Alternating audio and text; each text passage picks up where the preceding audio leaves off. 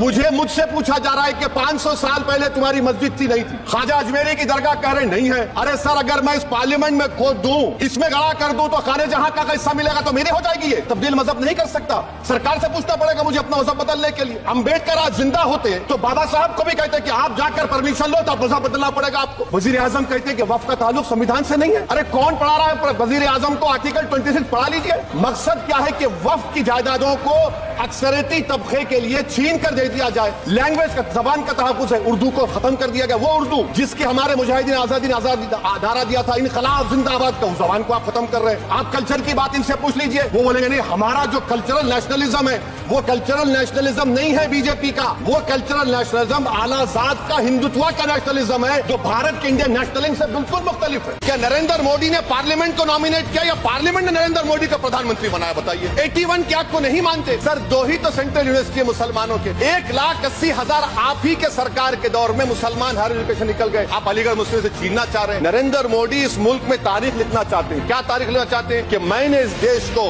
गांधी अंबेडकर के देश को मैंने हिंदू राष्ट्र बना दिया। मैं जिम्मेदारी के साथ कह रहा हूं कि भारत के प्रधानमंत्री और उनकी सरकार भारत के मुसलमानों से उनकी शनाख्त को छीनना चाहते हैं। ख्वाजा अजमेरी के आस्थाने पर चादर बिछाइए, मगर आप जो चादर मुझसे छीनना चाह रहे हैं, मेरी मस्जिद है, आप हर मस्जिद को छीनना चाहते हैं। आप बताइए 17 करोड़ मुसलमानों को क्या पैगाम दे रहे हैं आप, कि आप हर मस्जिद को छीन लेंगे मुझसे? फिर मेरा वजूद किस माने रखता है? आज मुल्क के 17 करोड़ मुसलमान भारत के वजीर आजम पर इत्मीनान भरोसा नहीं करते, बिल्कुल नहीं करते। बता रहा हूँ, खुल के कह रहा हूँ। नरेंद्र मोदी का दोस्त अडानी बांग्लादेश को बिजली सप्लाई करता है। आप इस भारत की बिजली चोरी करके अडानी बांग्लादेश को पहुंचाता है। अगर जेल वेल की बात करोगे ना, जिस दिन सत्ता परिवर्तन होगा एक भी आदमी बाहर नहीं दिखेगा। ऐसी बातें मत करो। आपस में बात नहीं। गाय काटने वाली कंपनी से चंदा लेने वाले लोग मेरे ऊपर सवाल उठा रहे हैं, सोच रहे हैं इनसे डर के चुपचाप बैठ जाएंगे।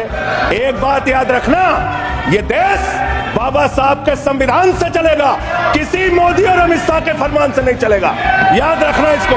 मैं नाम लूंगा, मैं अडानी का नाम इसलिए लूंगा कि LIC में मेरा भी पैसा है, SBI का मैं भी कस्टमर हूँ। प्रधानमंत्री हर एक के बारे में बात करेंगे, 140 करोड़ जनता मेरे पीछे कैसा है ये बताएंगे, लेकिन अडानी का नाम नहीं लेंगे। कहीं ऐसा ना हो जाए कि उस एक शख्स के चक्कर में 140 करोड़ जनता तुम्हारी हाथ से निकल जाए और आप लोग बस सड़क के ऊपर तालियां बजाएं। हम तो फूल थे, तुमने हमें काटा बना दिया और अब इसी कांटे से कहते हो कि चुभना छोड़ दे। नहीं छोड़ेंगे, हम लड़ेंगे, क्योंकि इस मुल्क के ऊपर जितना आपका इख्तियार है उतना इम्तियाज जलील का भी इख्तियार है। अगर आप हमारे साथ नाइंसाफी करेंगे तो हम खामोश नहीं बैठेंगे, हम लड़ेंगे। कि आपने इनकम टैक्स के अंदर रिबेट दिए, बहुत सारे लोगों को खुश किया और सैलरीड क्लास को कहा कि हम तुमको इनकम टैक्स में रिबेट दे रहे हैं, लेकिन अब जिंदगी के साथ भी और जिंदगी के बाद भी तुम्हारा EMI चलता रहेगा, तुम्हारा लोन चलता रहेगा करके ये एक संदेश सरकार ने दिया है।